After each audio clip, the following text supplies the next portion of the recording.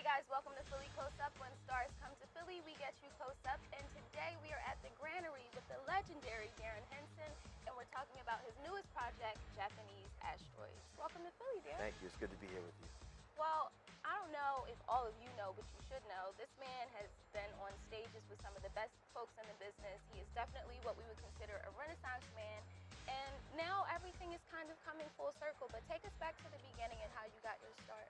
Well, originally it started with dancing, and I was inspired by the Jacksons and James Brown, and that transitioned into choreography. And then I got to work with Michael Jackson, Prince, the Spice Girls. People know me from a large work that I did with NSYNC. I created the Bye Bye Bye dance step and won the MTV Music Award for that. And had a great time acting on Broadway in my kind of like my first introduction to acting. And after I sought out to do what I wanted to do with choreography, then acting full-time in Soul Food came along. That's amazing. And now everything is kind of coming full circle in terms of going back to the stage and the theater. So can you tell us a little bit about how you got involved in the Japanese Asteroids project? Yes, I was called to do the Japanese Asteroids, and the writer-director touched bases with me, Tony, and he introduced the project to me.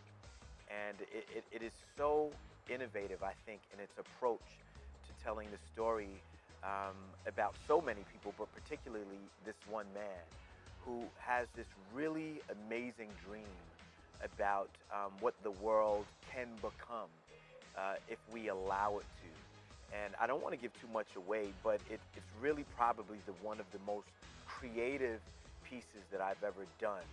And I think that the audience will be pleasantly surprised about how live theater incorporated with today's technology kind of fuses together to tell this full story. Well, I don't want to give too much away either, but just reading and kind of doing some research in preparation for our interview, I saw that some of the topics that it touches on are mental health and also sci-fi, which are two, Yes. Well, I know mental health, particularly in the African-American community, can be kind of a touchy subject and something that people shy away from. So how do you feel about this project in terms of introducing it in a way that's innovative?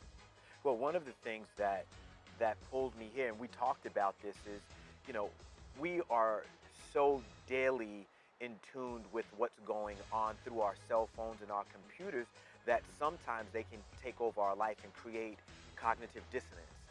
And we kind of disconnect ourselves from human communication, which is something that we really need to be mindful of and careful about. Without being preachy, it's okay to say hi and communicate and reciprocate, you know, the goodness of the day.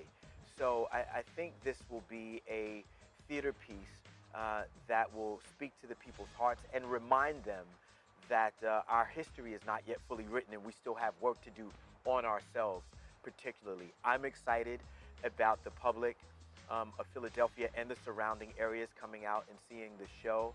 And once again, it is probably one of the most innovative and creative pieces that I've done thus far. So I'm excited that everybody's going to come and see it on the 29th.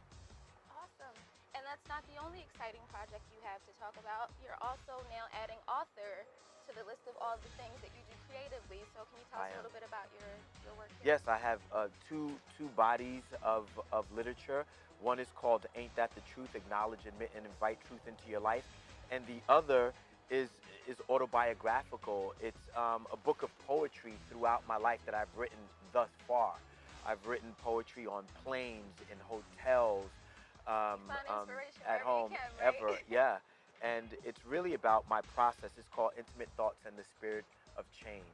So these are my two bodies of work thus far that I'm very, very proud of. Robin Roberts tweets about this one on Good Morning America, Wow. so that's fun to know. That's an awesome nod of approval. Yes. Well, in addition to Japanese Asteroids and your literature, you also have a masterclass that's coming up here in Philly that you guys need to attend. So yes, I'm doing that at Body in Motion on Sunday, the 28th of May. Awesome. So all you Geminis and Tauruses, come on out. So where can people purchase tickets to support you in Japanese Asteroids, purchase your book, and also find out more about the class? Japanese Asteroid, you can go on to princetheater.org, and tickets are available now for everyone. And to purchase any one of my books or any of my products, you can simply go on to darrinhenson.com. Awesome. And where can people follow you online to keep up with all the awesome things you're doing? 'Cause My you're doing a lot. handles. My Instagram handle is I am Darrin D. Henson.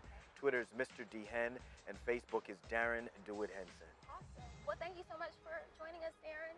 Well, I cannot wait to see Japanese Asteroids, and I hope all of you will join me. But that's all the time we have on My New Philly, where something is always new And everything is always Philly.